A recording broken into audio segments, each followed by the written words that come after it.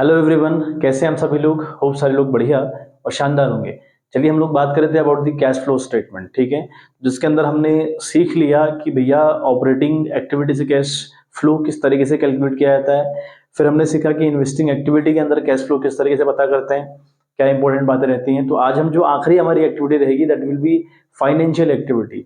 ठीक है, हम जानेंगे आज की how to calculate cash flow from financial activity. तो 3 एक्टिविटीज हमारी होती हैं इन टोटल। उसके बाद हमारा जो क्वेश्चन रहेंगे वो रहेंगे होल सोल, यानी जिसमें ऑपरेटिंग, इन्वेस्टिंग एंड फाइनेंशियल तीनों एक्टिविटीज के अंदर होगा मामला। तो तीनों को लेते हुए हमने क्वेश्चन करने होते हैं जो कि एग्जाम में वाकई में आते हैं। सिंगल अप्रोच से क्वेश्चन शायद ही कोई आए, और एग्जाम में जो होगा वो लगभग पूरा क्वेश्चन करने को आता है, लेकिन फिर भी हमें अप्रोच सारी पता होना चाहिए कि इन्वेस्टिंग से किस तरीके से आता है, फाइनेंशियल से किस तरीके से आता है, ऑपरेटिंग से किस तरीके से आता है। अगर हमें तीनों का पता होगा तभी जाकर क्वेश्चन जो लॉन्ग वाले रहते हैं वो बनने पॉसिबल हो पाते हैं।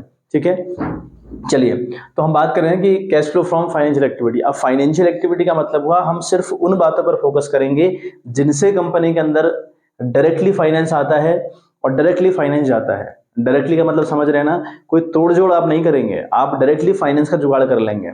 वो सारी एक्टिविटी फाइनेंशियल एक्टिविटी होती हैं।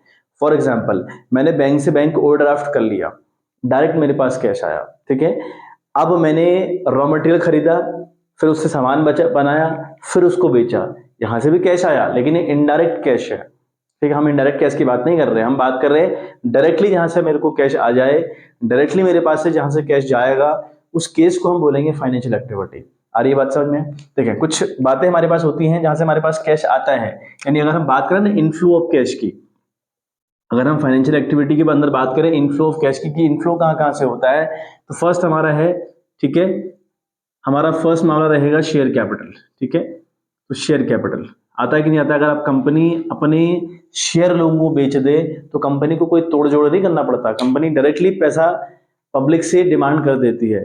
कंपनी अपने शेयर बेच रही है और पब्लिक उनके शेयर खरीद रहे हैं, ये डायरेक्ट अप्रोच हुई, तो इससे कैश आता है। तो शेयर कैपिटल के थ्रू आपका आता है। इस शेयर कैपिटल को ही हम इशू ऑफ शेयर कहते हैं, है मतलब आपका इशू ऑफ शेयर, यानी अगर आप शेयर इशू कर दीजिएगा तो आपके पास ऑटोमेटिकली कैश डायरेक्टली आ जाएगा। बात करें हम सेकंड पॉइंट की, तो अगेन इशू ऑफ डिवेंचर्स, है ना, अगर आप डिवेंचर इशू करेंगे तो आपकी कंपनी के पास कैश आ जाएगा। थर्ड अगर हम बात करें, ठीक है, लोन फ्रॉम बैंक। ठीक है, लोन फ्रॉम बैंक। अब जरूरी नहीं है हर बार आप बैंक से लोन लो, आप किसी और इंस्टीट्यूट से भी लोन ले सकते हो। लोन लेने के कई जरिए होते हैं, तो आप कहीं से अगर लोन उठाओगे, बेसिकली या जनरली हम लोग लोन उठाया करते हैं फ्रॉम द बैंक, बट अगर आप कहीं और से भी उठाते हो लोन तब भी आपके पास कैश आता है बच्चों। ठीक है, तो शेयर कैपिटल मतलब इश्यू ऑफ शेयर से आपके पास डायरेक्टली कैश आता है, आपको कोई जुगाड़ नहीं लगाना पड़ता। आप लोगों को शेयर देते हैं, वो आपको पैसा देते हैं। सेकंड कंडीशन में आप उनको डिबेंचर पकड़ाते हैं, वो लोग आपको शेयर पैसा दे देते हैं। लोन की अगर हम बात करें, हम बैंक गए, बैंक से हम पैसा ले आए, तो ये इनफ्लो ऑफ कैश हुए अंडर दी फाइनेंशियल एक्टिविटी। चौथी एक बात हमारे पास हो सकती है, दैट इज बैंक ओवरड्राफ्ट। ठीक है, दैट इज बैंक ओवरड्राफ्ट। तो अगर हम बैंक से ओवरड्राफ्ट कर लें तब भी हमारे पास कैश डायरेक्टली आ जाया करता है। तो ये सारे इनफ्लो ऑफ कैश हैं। ठीक है, अगर बात करें आउटफ्लो ऑफ कैश, यानी कैश जाता कहाँ कहाँ है, मतलब अगर हम बात करें ना फाइनेंशियल एक्टिविटी की, तो फाइनेंशियल एक्टिविटी में कौन कौन सी वो बातें हैं जहां पर कैश जाया करता है। तो देखो पहला हमारे पास है इशू ऑफ शेयर। तो जिन लोगों को आपने शेयर इशू करे हैं, जो आपकी कंपनी के शेयर होल्डर्स हैं, उन लोगों को आपने उनके शेयर पर इंटरेस्ट देना होता है, जिसको हम डिविडेंड कहते हैं। ठीक है, तो डिविडेंड की अगर कहानी आएगी तो यहां से वो माइनस होगा। ठीक है, डिविडेंड डिविडेंड पेड जो होते हैं वो फिर इंटरिम डिविडेंड हो या प्रपोज डिविडेंड हो, है ना, तो उनकी पेमेंट अगर आपने कर रखी है तो भाई वो यहाँ माइनस होगा, यहाँ वो आउटफ्लो ऑफ कैश है। डिविडेंड हालांकि पे करना, जो इंटरिम डिविडेंड है पेड ड्यूरिंग द ईयर और propose dividend for the previous year है, वो ऐड भी होते हैं। वो net profit before interest tax and extraordinary item निकालने के लिए ऐड भी हुआ करते हैं, लेकिन यहाँ बच्चों माइनस होंगे। वो किसी भी फॉर्म में आपने डिविडेंड पे किया हो, वो इंटरम डिविडेंड की कहानी आपको दी हो, या फिर आपसे कहा हो कि भाई प्रपोज डिविडेंड है, तो वो माइनस होगा। ठीक है, यानी इश्यू ऑफ शेयर पर डिविडेंड देना पड़ेगा। बात करें डिवेंचर्स, जिन लोगों ने डिवेंचर खरीद रखे हैं, जो हमारी कंपनी के डिवेंचर्स होल्डर हैं, उन्हें उनके डिवेंचर पर जितना परसेंट भी इंटरेस्ट रहेगा वो देना पड़ेगा। ठीक है, तो यानी interest paid on the debentures. ठीक है, तो ये आपको देना पड़ता है, इंटरेस्ट पेड ऑन डिवेंचर्स। इन पर जो इंटरेस्ट आप दे रहे हैं डिबेंचर पर हो। अगर बात करें लोन की, अगर आपने लोन लिया हुआ है बैंक से तो भैया आपको यहाँ पर भी इंटरेस्ट देना पड़ेगा, है ना, आपको यहाँ भी इंटरेस्ट देना पड़ेगा, तो यहाँ भी आपको इंटरेस्ट पे करना पड़ेगा, तो ये आपका जाएगा। बात करें बैंक ओवरड्राफ्ट पे, अगेन यहाँ भी आपको इंटरेस्ट पे करना पड़ता है। तो इन बातों से कैश आपका जाएगा। और ये जो डायरेक्ट अप्रोच है, issue of share, issue of debenture, loan taken from the bank और from any institute and the bank overdraft, these are the 4 things from which you will get the cash in the company directly. आप cash direct approach से प्राप्त करते हैं, आप कहीं से तोड़ जोड़ कर कैश को रिसीव नहीं करते। ठीक है, एक बार स्क्रीनशॉट ले लीजिएगा इसका, बहुत इंपॉर्टेंट है। कुछ बातें जो इनफ्लो ऑफ कैश का रीजन बनती हैं और कुछ बातें जो आउटफ्लो ऑफ कैश का रीजन बनती है अंडर द फाइनेंशियल एक्टिविटी, वो हमको पता होनी चाहिए। ठीक है बात। फिर हम कुछ क्वेश्चंस के ऊपर बात करते हैं, आपको सारी बातें ऑटोमेटिक क्लियर हो जाएंगी। देखिए बच्चों, आज का जो प्रथम क्वेश्चन होगा दैट इज, देखो क्या है आपका, from the following information calculate cash flow from financing activities. 1 अप्रैल 2020 को कैश हमें लॉन्ग टर्म लोन दिया हुआ है 2 लाख रुपए, और 31 मार्च 2021 को हमें लॉन्ग टर्म लोन दिया है 2,50,000 रुपए। ठीक है, फिर कह दिया कि during the year the company repaid a loan of rupees 1 lakh, कि कंपनी ने 1 लाख का लोन रिपे किया है, ये हमको दिया हुआ है। लोन 20 में था 2 लाख, एक बात समझिएगा आराम से, हाँ, लोन है आपका 2 लाख रुपए 2020 में, और अचानक 2021 में वो 250 हो गया। मतलब ऐसा लग रहा है कि जैसे 50,000 रुपए हमने और लोन लिया हुआ है, लग रहा ना ऐसा। उसके बाद during the year the company repaid a loan, फिर 1 लाख रुपए लोन रिपे भी कर दिया। अब हमारी बात को इसने कंफ्यूज कर दिया। तो मैंने आपको पहले बता रखा था कि जिस बात के रिगार्डिंग आपको इंफॉर्मेशन ऊपर भी दी हो नीचे भी दी हो, तो वहां पर अकाउंट खोलना बहुत इंपॉर्टेंट हो जाता है। देखो बच्चों, समझना आराम से, हाँ। देखो लॉन्ग टर्म लोन हमको दिया 2,20,000 में, और फिर 250 21 में। अब देखो आपको इसको देखकर लग रहा होगा ना कि भैया 50,000 रुपए बढ़े हुए हैं, बढ़े कि नहीं बढ़े। भैया हमारे पास 50,000 का इनफ्लो ऑफ कैश नहीं हुआ। अगर हमें ये बात नहीं दी होती ना, जरा आप सोच के देखो, पहले आपके पास अमाउंट था 2 लाख रुपए, फिर वो अमाउंट बन गया आपका 2.5 लाख रुपए। भाई 2.5 लाख कब बनेगा? जब आपने 50,000 रुपए दोबारा से लिया होगा, तभी तो वो 2.5 लाख बनेगा, बनेगा ना। तो 50,000 रुपए यहाँ पे इनफ्लो ऑफ कैश हम मान रहे हैं, है ना। लेकिन हमको एक बात दे दी कि भैया during the year repay the loan of rupees 1 lakh, आपने 1 लाख रुपए का लोन पे किया है। अब अगर पे किया है लोन, तो पहले 2 लाख रुपए था, फिर ये तो 1 लाख रुपए हो जाना चाहिए। अगर आपने 1 लाख रुपए लोन रिपे कर दिया, तो फिर तो ये 1 लाख हो जाना चाहिए, 2.5 लाख कैसे हो गया, है ना। तो ये बात आपको कंफ्यूज नहीं कर रही है ना कंफ्यूज। तो अब वैसे भी आपने याद क्या रखना है कि भैया अगर हमें किसी बात की इंफॉर्मेशन ऊपर और नीचे दोनों जगह दी हो, तो उस पर्टिकुलर चीज का अकाउंट खुलता है। स्पेशली ये कार्रवाई होती है इन दी इन्वेस्टिंग एक्टिविटी, बट ये आपका केस है जहां पर फाइनेंशियल एक्टिविटी के अंदर भी ऐसी बातें कई बार आ जाया करती हैं। देखें आप, तो आप क्या खोलेंगे, लॉन्ग टर्म लोन अकाउंट खोलेंगे आप। ठीक है, आप खोलेंगे लॉन्ग टर्म लोन अकाउंट। समझ में आ रही है बात। सेम कहानी पर्टिकुलर रुपीज, बात समझ में आ रही है। ठीक है, स्टार्ट करेंगे आप इसको 22 से। ठीक है, कोई भी एसेट्स का अकाउंट होगा हमेशा 2 से स्टार्ट होगा, लेकिन कोई अगर लाइबिलिटी वाला अकाउंट होगा, भाई लॉन्ग टर्म लोन क्या है, आपकी लाइबिलिटी है। अब अगर लाइबिलिटी है तो बाई साइड से स्टार्ट होगा, तो लिखेंगे बाई बैलेंस बीडी, हम लिखेंगे बाई बैलेंस बीडी, और यहां लिखेंगे टू बैलेंस सीडी, है ना। जो हमको बैलेंस शीट के अंदर जो फिगर दिए है ना 2 लाख और 2.5 लाख रुपए, ये हमारे किसी काम के नहीं है। Opening value, closing value, 2 lakh रुपए बीडी में आएगा, है ना, और 2.5 लाख रुपए आपका बैलेंस सीडी में आएगा। समझ में आ गई बात। अब कहा है कि ड्यूरिंग द ईयर 1 लाख रुपए का लोन पे किया गया। ठीक है, यहाँ टू बैंक करिए आप, है ना। आपने अगर लोन पे किया तो टू बैंक करके एंट्री करी होगी ना, आपने करी होगी, तो यहाँ पर आपका 1 लाख रुपए आ गया। समझ में आ रही बात। आप देखें यहाँ पर आपका ये बन रहा है 3.5 लाख रुपए, ये आपका बन रहा है 3.5 लाख, यहाँ भी आपका 3.5 लाख रुपए आएगा। सीधी सी बात है भाई, अकाउंट्स में दोनों जगह क्या आता है, इक्वल आता है। 3.5 लाख रुपए यहाँ भी आएगा। अब जो ये 1.5 लाख का फिगर यहाँ बैलेंस बच रहा है, मैच करने के लिए आपको यहाँ 1.5 लाख रुपए लिखना पड़ेगा ना, तभी तो मैच करेगा। तो यहाँ पर आप क्या लिखेंगे, by statement of profit and loss account, by statement of profit and loss account. मैंने आपसे कहा था ना कि एसेट्स के अलावा जितने भी अकाउंट आप बनाएंगे, अगर उनमें बैलेंसिंग फिगर बचेगा, वो चाहे बाई साइड बचे चाहे टू साइड बचे, आपने हमेशा statement of profit and loss account का यूज करना है। ठीक है, तो ये आपका हो गया by statement of profit and loss account. ठीक है, अब इसका ये मतलब है कि आपने देखो, आपने क्या किया, लोन टेकन किया है, यानी लोन लिया है। लोन टेकन लिख देता हूं मैं यहाँ पे, ये लोन आपने लिया है, बाई साइड फिगर बचा तो आपने लोन लिया होगा। मतलब कहानी है कि मेरे 2 फिगर काम के हैं, एक तो 1 50 काम का है, 1 लाख काम का है। ठीक है। ये 1 लाख तो पे किया है आपने, है ना, और 1.5 लाख का आपने नया इशू करा है, इसका ये मतलब हुआ। ठीक है, 1 लाख आपने पे कर रखा है और 1.5 लाख का आपने नया इशू कर रखा है, तो ये पूरी पूरी कहानी बन रही है। ठीक है, अब अगर हम कैश फ्लो फ्रॉम लिखेंगे ना, यहाँ पे हम लिखेंगे कैश फ्लो फ्रॉम, जो करने का तरीका होगा हमारा cash flow from financing activity हम लोग लिखेंगे, है ना, फाइनेंशिंग एक्टिविटी। तो हमारे पास जो मामला रहेगा, पहला मामला होगा हमारे, हमें 3 कॉलम बनाने होंगे, पर्टिकुलर्स, डिटेल और रुपीस के। तो हम लिखेंगे पहले, है ना, पहले हम लिखेंगे कि हमने जो बैंक लोन लिया है वो लिया है, loan taken during the year, तो हम यहाँ पे लिखेंगे लोन टेकन। ठीक है, ड्यूरिंग द ईयर, हमने ड्यूरिंग द ईयर कितना लोन लिया, वो लिया हमने 1.5 लाख रुपए का। ये जो बैलेंस शीट फिगर आ रहा है ना बाई साइड, यहाँ पर आप लिखेंगे भैया हमने 1.5 लाख का लोन लिया हुआ है। समझ में आ गई बात? अच्छा, फिर हमने लोन की पेमेंट भी करी, तो रीपेमेंट ऑफ लोन, है ना, लिखेंगे हम repayment of loan, repayment of loan. वो कहां से पता चला, हमको दिया था ना साहब साहब कि 1 लाख की पेमेंट करके, हमने यहाँ लिखा भी है। ठीक है, हम लिखेंगे 1 लाख रुपया। तो अल्टीमेट लेवल पर अगर हम देखें तो ये तो इनफ्लो ऑफ कैश है 150। अगर आपने लोन टेकन आउट किया फ्रॉम द बैंक, अगर लिया है तो आपके पास लोन आया, मतलब कैश आया ना, तो ये तो कैश प्लस में है। और अगर आपने पे किया तो बच्चों ये ब्रैकेट वाला फिगर है, मतलब माइनस का फिगर है। तो अल्टीमेट लेवल पर हमारा 50,000 रुपये जो आंसर आ रहा है, जिसको हम बाहर लिखेंगे, सॉरी, है ना, इसको हम बाहर लिखेंगे, तो 50,000 पर हमारा जो आंसर है ना, ये that will be the final answer. तो ये जो 50,000 वाला आंसर है आ रहा है पॉजिटिव में, तो यहाँ पे लिखेंगे कैश फ्लो फ्रॉम, है ना, cash flow from financing activity. ठीक है, फाइनेंसिंग एक्टिविटी। अगर हमारा ये माइनस में आता तो मैं इसके आगे लिखता बच्चों net cash used in financial activity. आ रही है बात समझ में? क्लियर हो गया होगा? बहुत इजी क्वेश्चन था, है ना।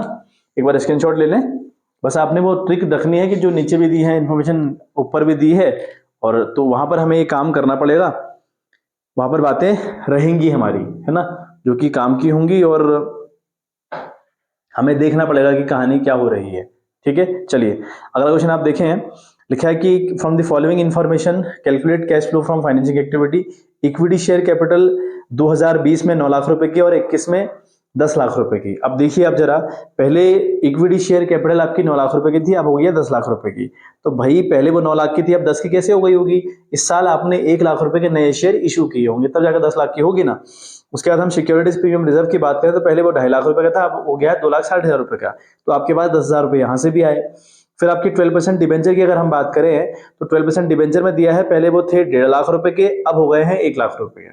पहले 1.5 लाख के, अब 1 लाख के। तो इसका ये मतलब हुआ कि आपने अपने जो डिबेंचर है वो रिडीम कर दिए, उनकी रिपेमेंट कर दी, 50,000 रुपए आपने पेमेंट कर दी होगी, तब वो आप 1 लाख रुपए के हो गए, तो कैश यहाँ से जाएगा, आउटफ्लो ऑफ कैश होगा। फिर कहता है कि additional information, interest paid on debentures, debenture पर जो इंटरेस्ट हमने पे किया वो 18,000 का पे किया, तो इससे भी आपका आउटफ्लो ऑफ कैश होगा बच्चों। तो यहाँ अल्टीमेट लेवल पर हमें कैश फ्लो निकालना है। देखिए बच्चों, ठीक है, तो क्वेश्चन आपको मैंने फ्लैश कर दिया, फिर मैं आपको एक बार दिखा भी दे रहा हूँ क्वेश्चन में कहानी क्या हो रही है। देखो, सबसे पहले हमको दिया equity share capital. Equity share capital पहले 9 लाख रुपए की है, अब हो गई है 10 लाख रुपए की। भाई ऐसे तो बढ़ेगी नहीं ना, ऐसे तो नहीं बढ़ेगी ना अचानक, कैसे बढ़ेगी? पहले 9 लाख रुपए की थी, अब 10 लाख की हो गई है। तो इसका ये मतलब हुआ कि आपने 1 लाख रुपए के नए शेयर इशू किए होंगे, पैसा आया होगा। अगर आया होगा तो आप लिखेंगे यहाँ पर, है ना, इशू ऑफ शेयर। ठीक है, क्या लिखेंगे बच्चों? इशू ऑफ शेयर, मतलब आपने शेयर इशू किए। ठीक है, कितने के शेयर इशू कर रखे हैं बच्चों आपने? 1 लाख रुपए। तो इनफ्लो ऑफ कैश हुआ, तो ये पॉजिटिव साइड हुई हमारी। ठीक है, अच्छा, फिर आप देखें जो हमारा एसपीआर है वो पहले था 2,50,000 रुपए का, अब हो गया 2 साल का, तो 10,000 रुपए यहाँ से भी आए होंगे। तो लिखेंगे आप सिक्योरिटीज प्रीमियम रिजर्व से हमारे पास एसपीआर से हमारे पास कितना है बच्चों? यहाँ से हमारे पास आया 10,000 रुपए, आए 10,000 रुपए। अच्छा, 12% डिबेंचर आप देखें, पहले थे वो 1.5 लाख रुपए के, अब हो गए हैं 1 लाख रुपए के। भाई पहले वो 1.5 लाख के, अब 1 लाख के कैसे हो जाएंगे? इसका ये मतलब हुआ कि आपने 50,000 की पेमेंट कर दी होगी, तो ये रिडेम्पशन ऑफ डिबेंचर हुआ, मतलब माइनस का फिगर हुआ, हमारा कैश गया होगा। फिर इंटरेस्ट ऑन डिबेंचर आपने दिया, मतलब आपने डिबेंचर पर इंटरेस्ट 18,000 रुपए दिया है, अगर दिया होगा तो ये भी आपका आउटफ्लो ऑफ कैश हुआ। वो आउटफ्लो ऑफ कैश, तो ये दोनों एक्टिविटी आपकी लेस हो रही है, पहले इनको ऐड कर लीजिए, आपका हो रहा है मामला 1,10,000 रुपए का। ठीक है, अब आप लेस करिए। ठीक है, इसमें से आप लेस करेंगे, इनमें से लेस करेंगे आप क्या? Redemption of debenture. पहले तो आपने रिडेम किया, रिडेम्पशन ऑफ डिबेंचर किया आपने। ठीक है, रिडेम्पशन ऑफ डिबेंचर आप लिखेंगे कितने का भैया? वो है आपका 18,000, सॉरी 50,000 रुपए का आपका मामला ये गया, एक, है ना, माइनस का ब्रैकेट हुआ। और उसके बाद आपका गया इंटरेस्ट ऑन डिबेंचर्स। ठीक है, इंटरेस्ट ऑन डिबेंचर, डिबेंचर पर आपने इंटरेस्ट भी पे किया, कितना भैया 18, ये भी आपका ब्रैकेट में आएगा। ठीक है, तो अब 1,10,000 से 50,000 और 18,000 अगर आप लेस करते हैं ना बच्चों, तो ये आपका अल्टीमेट बन रहा है, ठीक है, 50 और 68, 68 का मतलब ये आएगा 1,10,000 का 42,000 रुपये आएगा। तो 42,000 रुपये आपका अल्टीमेट आंसर आया। ठीक है, तो 42,000 रुपये आपका आंसर आया है, that is the positive answer ही आपका ये आ रहा है। तो यहाँ पर आप लिखेंगे कैश फ्लो। ठीक है, क्या लिखेंगे आप? Cash flow from financing activity. ठीक है बात, फाइनेंसिंग एक्टिविटी मतलब फाइनेंसिंग एक्टिविटी से आपको कैश आया है। कई बार आपका अगर फिगर माइनस में आएगा तो आप वहां पे लिखेंगे कि कैश यूज्ड इन, वो किसी भी एक्टिविटी के अंदर हो, चाहे वो ऑपरेटिंग हो या वो इन्वेस्टिंग हो या फिर वो फाइनेंशियल एक्टिविटी हो। तो अगर नेगेटिव आंसर आएगा तो आप लिखेंगे कैश यूज्ड इन, अगर आपका आंसर पॉजिटिव आएगा तो आप लिखेंगे कैश फ्लो फ्रॉम। समझ में आ गई बात? चलिए मैं आपको अगला क्वेश्चन शो करूं, उससे पहले आप एक बार स्क्रीनशॉट ले लीजिएगा। हमारी इस वीडियो का अब आखिरी क्वेश्चन होगा और इस टॉपिक का भी आखिरी क्वेश्चन होगा। ठीक है, इस टॉपिक का भी हमारा आखिरी क्वेश्चन होगा आज का ये वाला क्वेश्चन। ये क्वेश्चन बहुत जानदार, बहुत बढ़िया क्वेश्चन है, इसे आप आराम से देखिएगा। तो क्वेश्चन मैं आपको फ्लैश करवा रहा हूँ। क्वेश्चन कहता है from the following extract of balance sheet of X limited calculate cash flow from financing activity. तो first of all equity share capital हमको दिया है, पहले 4 लाख थी, अब हो गई है 5,25,000 रुपये। तो आपको समझ में आ रहा होगा, पहले 4 लाख अब 5,25,000, यानी हमारे पास 1,25,000 की बढ़ोतरी हो रही है इक्विटी शेयर कैपिटल के अंदर। इसका ये मतलब हुआ कि हमने 1,25,000 रुपए के नए शेयर इशू कर रखे होंगे। तो 1,25 यहां से आ रहा है। फिर बात करें 10% प्रेफरेंस शेयर कैपिटल, पहले थी 5,50 की, अब हो गई है 4 लाख रुपए की। पहले 5,50 की, अब 4 लाख की, क्या मतलब हुआ भाई? लेस हो रही है ना। तो प्रेफरेंस शेयर कैपिटल अगर माइनस में होगी तो इसका ये मतलब हुआ कि हमने अपने प्रेफरेंस शेयर वालों को रिपेमेंट कर दी होगी, उनको पेमेंट कर दी होगी। पहले 5,50, अब 4 लाख, यानी 1.5 लाख की पेमेंट हो गई होगी। तो ये माइनस का फिगर है। सिक्योरिटीज प्रीमियम रिजर्व की बात करें, पहले 1 लाख था, अब हो गया है 1,25,000, चलिए 2,25,000। पहले 1 लाख था, अब हो गया 2,25,000। इसका ये मतलब हुआ कि सिक्योरिटीज प्रीमियम रिजर्व से हमको 1,25,000 रुपये आया बच्चों। ठीक है, देन 12% डिबेंचर की अगर बात करें, पहले 3 लाख की, अब 4 लाख की। इसका ये मतलब कि 1 लाख रुपए के नए डिबेंचर इशू किए गए, वहां से आपको कैश आया, तो 1 लाख रुपए आपको ये भी आया।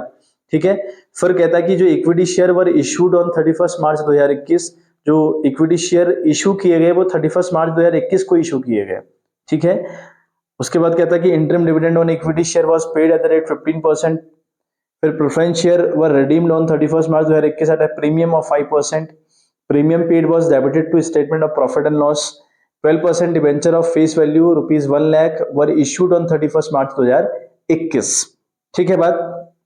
तो ये हमको बातें दी हैं, which is very important question, बहुत शानदार क्वेश्चन है। अब एक बार स्क्रीनशॉट ले लीजिएगा। ठीक है, क्वेश्चन बहुत इंपॉर्टेंट, बहुत बढ़िया क्वेश्चन है बच्चों। चलो बच्चों देखो, एक बार मैंने आपको क्वेश्चन फ्लैश भी कर दिया, मैंने लिख भी दिया। ठीक है, मैं आपको एक बार अच्छे से एक्सप्लेन कर दूं। क्वेश्चन काफी बढ़िया है, तो मैं एक बार आपको अच्छे से समझाने का प्रयास करता हूं। देखें, सबसे पहले तो हमें यहाँ 31 मार्च 2021 और 31 मार्च 2020 के फिगर दिए हुए हैं। ठीक, पहला हमें दिया है इक्विटी शेयर कैपिटल, पहले थी भाई 4 लाख की, अब हो गई है 5,25,000 रुपए की। तो इससे आपको साफ समझ में आ रहा होगा कि पहले इक्विटी शेयर कैपिटल 4 लाख की थी, अब हो गई है 5,25,000 रुपए की। इसका ये मतलब हुआ कि इसमें 1,25 की बढ़ोतरी, यानी 1,25,000 की बढ़ोतरी हुई है ना। वह अपने आप तो होगी नहीं, आपने शेयर इशू किए होंगे, अगर आपने शेयर इशू किए होंगे तो पैसा आपके पास आया होगा, तो इनफ्लो ऑफ कैश हुआ। तो सबसे पहले हम लिखेंगे, ठीक है, इशू ऑफ शेयर। तुम्हारे पास इशू ऑफ शेयर हुआ। ठीक है, इशू ऑफ शेयर मतलब अभी जो फिगर है ना 5,25 से आप 4 लाख घटाएंगे तो आपका आएगा 1,25,000 रुपए। तो 1,25,000 रुपए आपके पास बच्चों ये आया एक बात। ठीक है, बात समझ में आ गया होगा। अगर हम बात करें, लिखा है कि 10% प्रेफरेंस शेयर कैपिटल, जो प्रेफरेंस शेयर कैपिटल है उसमें क्या हुआ, पहले थी वो 5,50 की, अब हो गई है 4 लाख की। तो आपको समझ में आ रहा होगा, पहले 5,50 की, अब 4 लाख की, मतलब इसमें 1.5 लाख की गिरावट आई है। आप 5,50 से 4 लाख लेस कर दीजिए तो 1.5 लाख आता है ना, तो 1.5 लाख की गिरावट आई है। और गिरावट कैसे आएगी, आपने रीपेमेंट करी होगी, आपने उनको पेमेंट कर दी होगी। अगर पेमेंट करोगे तो गिरावट आएगी, और अगर पेमेंट करोगे तो कैश जाएगा। तो ये बच्चों हमारा माइनस वाला फिगर है, इसको भी हम माइनस करेंगे। पहले हम सारे प्लस वाले लेते हैं कि प्लस कौन कौन हो रहे हैं। ठीक है, अब देखें, एसपीआर पहले 1 लाख था, अब हो गया 2,25,000। सोच के देखो, पहले एसपीआर 1 लाख था, अब 2,25,000, मतलब इसमें 1,25 की बढ़ोतरी, यानी 1,25,000 की बढ़ोतरी आई है। बढ़ोतरी कैसे आई होगी, आपके पास एसपीआर आया होगा कैश के फॉर्म में, ये इनफ्लो ऑफ कैश हुआ। तो लिखेंगे आप, है ना, सिक्योरिटीज प्रीमियम रिजर्व से हमारे पास पैसा आया कितना बच्चों, वो आया आपके पास 1,25,000 रुपए। समझ में आ रही है बात? ये 25 पैसा आपके पास फिर आया। फिर बात करें 12% डिवेंचर की, अगर हम बात करें, पहले थे वो 3 लाख रुपए के, देखो बोले 3 लाख के थे, अब कितने हुए हैं? 4 लाख के। मतलब पहले 3 लाख के, अब 4 लाख के, 1 लाख की बढ़ोतरी। और 1 लाख की बढ़ोतरी कब होगी? जब आप नए डिवेंचर इशू करोगे। तो आप क्या लिखोगे यहाँ पर? Issue of debenture. ठीक है, अब लिखोगे इशू ऑफ डिवेंचर्स। ठीक है बात आ रही है बात समझ में? ये आपका 1 लाख रुपए मामला हो गया। तो अल्टीमेट लेवल पर 3 जगह से आपके पास पैसा आ रहा है। ठीक है, 1,25 एक जगह से, 1,25 एक जगह से, 1 लाख एक जगह से। तो ये अल्टीमेट आपका बनेगा 1,25 यानी 3.5 लाख रुपए। ठीक है, ये आपका बनेगा 3.5 लाख रुपया। 3.5 लाख आपके पास बच्चों आ गया है। ठीक है बात। अब देखें, अब जो एडजस्टमेंट है बहुत इंपॉर्टेंट एडजस्टमेंट है, ध्यान से सुनिएगा कि कहानी क्या है। देखें, पहले तो एडजस्टमेंट करने से पहले हम यहाँ देख लें कि जो 10% प्रेफरेंस शेयर कैपिटल है, इनसे हमारा कैश जा रहा है, तो हम यहाँ पर लिख दें। ठीक है, यहाँ पे हम लिखें, लेस कर दें, लेस करके लिख लें क्या? Redemption of debenture. पहला पॉइंट हुआ redemption of preference share, sorry debenture तो नहीं है वो, प्रेफरेंस शेयर है, मतलब प्रेफरेंस शेयर को हमने रिडीम किया। कितने का बच्चों? देखो ना, पहले 550 था, अब 4 लाख नहीं हो गया, मतलब 1.5 लाख नहीं चला गया, तो अब 1.5 लाख माइनस करेंगे, तो 1.5 लाख रुपए आपका माइनस में आएगा। ठीक है, ये फिगर आपका माइनस का फिगर रहेगा। ठीक है, अच्छा अब आप देखें एडजस्टमेंट, क्योंकि जो चारों कहानी थी वो तो हमने कर ली। अब एडजस्टमेंट देखें क्या कहता है। Equity share were issued on 31 मार्च 2021। ठीक है, अच्छा इक्विटी शेयर कैपिटल वहां भी दिया है, उसके रिगार्डिंग यहाँ पॉइंट दिया हुआ है। ये मत समझना कि अकाउंट खुलेगा, अकाउंट तब खुलता जब यहाँ पर कोई फिगर आपको दिया होता, कहा होता कि नए शेयर इशू किए गए, पेमेंट की गई, ऐसा कुछ बात लिखी होती है ना, ऐसा कुछ थोड़ी कहा है। सिंपल सी बात कही, तो हर जगह अकाउंट नहीं खोलना। आप देखिएगा जहां आप कंफ्यूज होंगे, देखो इंपॉर्टेंट बात है, ऊपर भी बात दी हो, नीचे भी बात दी हो, और आप कंफ्यूज हो जा रहे हो कि भैया करना क्या चाहिए, इनफ्लो है कि आउटफ्लो है, वहां पर अकाउंट खुलता है, उस पोजीशन में अकाउंट खुलता है, हर बार अकाउंट नहीं खोलना है। ठीक है, चलिए equity share were issued on 31 मार्च 2021, ये हमको क्यों दिया है? देखो हमें बता भाई, इक्विटी शेयर कैपिटल पहले 4 थी, अब 5,25 हो गई, मतलब 1,25,000 से इसकी बढ़ोतरी हो रही है। ठीक है, और कहता है कि equity share were issued on 31 मार्च 2021, जो 1,25 की बढ़ोतरी हुई ना, वो 2021 में की गई, यहां पर की गई, इसी साल की गई, इसलिए ये बात दी हुई है। इसलिए अब ये बात क्यों दी हुई है भाई? इक्विटी शेयर पर डिविडेंड जाता है, इंटरेस्ट जाता है ना, डिविडेंड जाता है, मतलब जिसको हम डिविडेंड कहते हैं, अल्टीमेट इंटरेस्ट ही हुआ वो जाता है। ठीक है, देखो मैं इसका आपको बात दिखाता हूँ। देखो इसी के बाद इसने दे दिया, आपको ये समझ में आ गया कि जो नए 1,25 के मैंने इशू किए, कब किए? वो 31 मार्च 2021 को किए, इस साल किए, इस साल नहीं किए। फिर इसने बात दे दी कि interim dividend on equity share was paid at the rate 15% per annum, मतलब आपने 15% के हिसाब से इक्विटी शेयर पर डिविडेंड पे किया। समझ में आ रही बात? अब ये 15% कौन से फिगर पे लूं? 4 लाख पे कि 5,25 पे? हो रहे हो ना बात? आ रही ना बात समझ में? या 4 लाख पे लूं कि 25 पे लूं? तो भाई आप 4 लाख पे लेंगे। हमेशा हमेशा आपने पुराने फिगर पर इंटरेस्ट चार्ज करना होता है, 4 लाख पर। लेकिन फिर ये बात क्यों दी?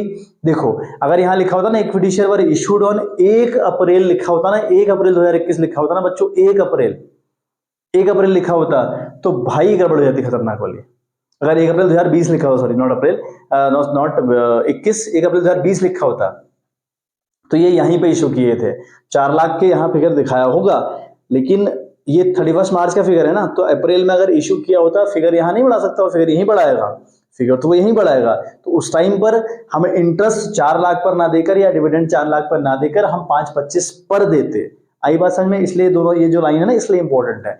तो हम 4 लाख पर 15% इंटरेस्ट निकालेंगे या डिविडेंड निकालेंगे, दैट विल पता तक 60,000 रुपए आएगा आपका। तो फिर एक पॉइंट लिखें आप, ठीक है, डिविडेंड लिखें आप, dividend on equity share, on equity share कितना? 60,000। समझ में आ रहा है ना? 60,000 रुपए कहां से आ रहा है? आपने 4 लाख का 15% निकाला, और आई थिंक ये लाइन आपको अभी क्लियर हो गई होगी। अच्छा फिर देखें आप, preference share were redeemed okay on 31 मार्च 2021 में रिडीम किए, कह रहा है 31 मार्च 2021 में रिडीम किया। अच्छा एट अ प्रीमियम ऑफ 5%, तो नहीं बात? अच्छा हमने रिडीम किया 31 मार्च 2021 में, और कैसे? 5% प्रीमियम पर। मैंने यहाँ रिडीम करने की हम तो दे दी 1,50 भैया, रिडीम किया हमने 1,50 है। अब उस 1,50 को रिडीम किया गया 5% के प्रीमियम पर। अब अगर हम किसी डिवेंचर को या किसी प्रेफरेंस शेयर को या इक्विटी शेयर को रिडीम करें विद दी प्रेफरेंस, तो भाई है ना, with sorry not with the preference, with the premium अगर हम रिडीम करें ना, विद द प्रीमियम अगर हम लोग रिडीम करें तो भाई हमको कंफर्म तौर पर लॉस होता है, हमारी कंपनी से कैश जाता है। ठीक है, तो हम यहाँ पे लिखेंगे प्रीमियम ऑन, ये आपका हुआ प्रीमियम, है ना, प्रीमियम ऑन प्रेफरेंस शेयर। ठीक है, अब कैसे निकाला भाई, 1.5 लाख पर, क्योंकि 1.5 लाख के रिडीम किया ना आपने, 1.5 लाख का 5%, 1.5 लाख इंटू 5/100 करेंगे आप तो आएगा आपका 7,500, ये आपका 7,500 का फिगर हो गया, यहां से भी आपको कैश गया। समझ में आ गई बात। चलिए अब लास्ट का पॉइंट, 12% डिवेंचर, है ना, of the face value of rupees 1 lakh, 1 lakh रुपए के जो डिवेंचर हैं वर इशूड, वो इशू किए गए ऑन 31 मार्च 2021। फिर ये बात दे दी। अब देखो 12% डिवेंचर पहले 3 के थे, अब 4 लाख के हो गए, मतलब 1 लाख की बढ़ोतरी हुई। अच्छा 1 लाख की बढ़ोतरी हुई, लेकिन जो 1 लाख बढ़ाया गया वो कब बढ़ाया गया, 31 मार्च 2021 को बढ़ाया गया। क्यों दिया हुआ है भाई, ये 12% डिवेंचर है, इन डिवेंचर पर 12% के हिसाब से इंटरेस्ट भी देना पड़ता है। आपको बात गिवन नहीं है, यहाँ पे नहीं लिखा है कहीं दिया है या नहीं दिया है, लेकिन ये अंडरस्टूड कहानी है कि अगर वो उसका कूपन रेट 12% है तो आपको इन डिवेंचर पर इंटरेस्ट देना पड़ेगा। अभी फिलहाल आप डिवेंचर पर इंटरेस्ट देंगे इस 3 लाख पर, अब इस 3 लाख पर, इस 3 लाख के डिवेंचर पर आपको इंटरेस्ट देना पड़ेगा। ठीक बात, लेकिन अगर लिखा होता कि 1 अप्रैल को इशू किए गए तो फिर आप 3 पर ना देकर 4 पर देते। अगर लिखा होता 1 अप्रैल को दिए गए तो भैया आप 4 पर देते, 3 पर नहीं देते। समझ में आ गई बात। इसलिए इन लाइन का, इन लाइंस की जो ये जो लाइन लिखी है ना, इसलिए इनका होना इंपॉर्टेंट है, इसलिए ये इंपॉर्टेंट है। आई बात समझ में। लास्ट बात हम लिखेंगे इंटरेस्ट ऑन डिवेंचर। ठीक है, इंटरेस्ट ऑन डिवेंचर, तो भाई आप इंटरेस्ट ऑन डिवेंचर देंगे कितना परसेंट, डिवेंचर पर इंटरेस्ट आपका 12% है, दिख रहा होगा ना 12% आपको, 12% उसका कूपन रेट है, मतलब अपने मन से कुछ नहीं चल रहा, वो आपका मामला है। ठीक है, ठीक है, बात समझ में आ गई होगी। तो इन 3 लाख पर 12% का इंटरेस्ट हम लोग देंगे, तो 12 3 36,000 रुपये ये क्या हमारा। ठीक है, सारी बात समझ में आ गई होगी, है ना, सारी बात समझ में आ गई होगी। एक आखिरी बात और समझिए, देखो यहाँ पे लिखा है कि interim dividend on equity share was paid at the rate 15%। भाई इंटरिम डिविडेंड आपने किस पर दिया, इक्विटी शेयर पर, किस पर दिया, इक्विटी शेयर पर। तो जब हम इंटरिम डिविडेंड इक्विटी शेयर पर देते हैं ना बच्चों, अगर ये बात यहाँ पे लिखा होता कि इंटरिम डिविडेंड पेड, ऐसा लिखा होता तो ठीक है, हम इंटरिम डिविडेंड पेड यहाँ माइनस कर देते, कोई दिक्कत नहीं थी, लेकिन ऐसे लिखा है interim dividend on equity share, specify कर दिया कि इक्विटी शेयर पर दिया। तो भाई इंटरिम डिविडेंड इक्विटी शेयर पर देने से पहले आपको प्रेफरेंस शेयर पर देने पड़ते हैं। ये बात मैंने आपको पहले ही बताई थी जब हमने ऑपरेटिंग एक्टिविटी स्टार्ट की थी, वहां पर भी मैंने आपको बताया, आपने आई होप वो बात लिखी हो, याद करी हो, कहीं नोट करी हो। आपने ये बात नहीं अगर नोट करी, आज कर लीजिएगा कि अगर इंटरिम डिविडेंड दिया होता तो माइनस करता, कोई दिक्कत नहीं थी, लेकिन यहाँ इसने इंटरिम डिविडेंड इक्विटी शेयर कह दिया, इक्विटी को तो इसने हाईलाइट कर दिया। तो प्रेफरेंस वालों का क्या, प्रेफरेंस वालों को तो आपने कंफर्म तौर पर इंटरिम डिविडेंड देना होता है। तो आप लिखेंगे, ठीक है, यहाँ पे मैंने लिखा था डिविडेंड ऑन इक्विटी शेयर, तो अब यहाँ पे लिखेंगे डिविडेंड ऑन, है ना, यहाँ पे लिखेंगे डिविडेंड ऑन प्रेफरेंस शेयर। ठीक है, प्रेफरेंस शेयर पर आपको डिविडेंड देना पड़ेगा, कितना अब देना कितना पड़ेगा भाई, 10% है वो, और किस पर दोगे, पुरानी वैल्यू पर 550 पर। यहाँ पर कहा था ना प्रेफरेंस शेयर पर रिडीम्ड ऑन 31 मार्च 2021, जो रिडीम हुए यहाँ हुए हैं, जो रिडीम हुए हैं यहाँ हुए हैं 31 मार्च में, पुराना फिगर तो 550 ही है, तो 550 पर 10% वो हुआ 55,000 रुपए, वो आपका 55,000 रुपए। ठीक है, तो ये तीनों, ये 4-5 चीजें हैं, 1 50 60 7,500, ठीक है, और उसके बाद आपका 36,000 और ये 55,000, ये अल्टीमेट आपका हो रहा है 3,08,500। ठीक है, ये आपका बन रहा है 3,08,500। आ गई बात समझ में, 3,08,500 उतना ही बन रहा है, तो 500 ये हो गया आपका, ठीक हो गया कहानी में, 7 6 13 5 18 की 8 चल 1, ठीक हो गया, 3,08,500 बन रहा है और ये माइनस का फिगर है। तो अब आप क्या करेंगे, 3,50,000 से 3,08,500 को घटाएंगे तो आपका बनेगा ये 500। ठीक है, यहाँ आपका 9 में से 8 गया तो 1, यहाँ 4 और यहाँ 3, यानी 41,500 रुपये आपका आंसर पॉजिटिव आ रहा है। तो यहाँ पे आप लिखेंगे कैश फ्लो हुआ ये, है ना, लिखेंगे आप cash flow from financing activity. ठीक है, फाइनेंसिंग एक्टिविटी। आई होप समझ में आ गई होगी बात। क्वेश्चन बहुत शानदार, बहुत मजेदार क्वेश्चन मैं इसको कहूंगा, क्योंकि बहुत सारी बातें थी इसमें सीखने को। स्क्रीनशॉट ले लें आप एक बार। तो आज की हमारी क्लास सम ऑफ करें हम, काफी लंबी हो गई है, 30-31 मिनट की वीडियो टोटल हो चुकी है। ठीक है, चलिए बच्चों आज के लिए इतना ही, मिलते हैं आपसे नेक्स्ट वीडियो, तब तक के लिए bye bye, have a good day.